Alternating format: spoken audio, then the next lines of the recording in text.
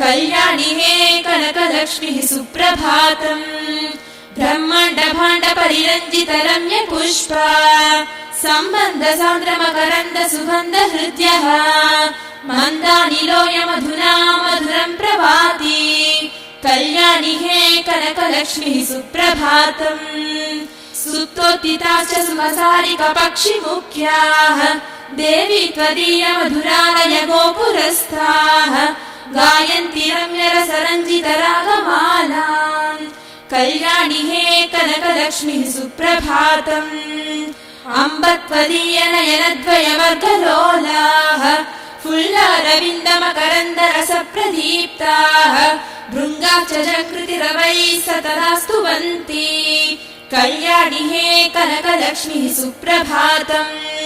पद्मालये परम पावन भाग्यरक्ते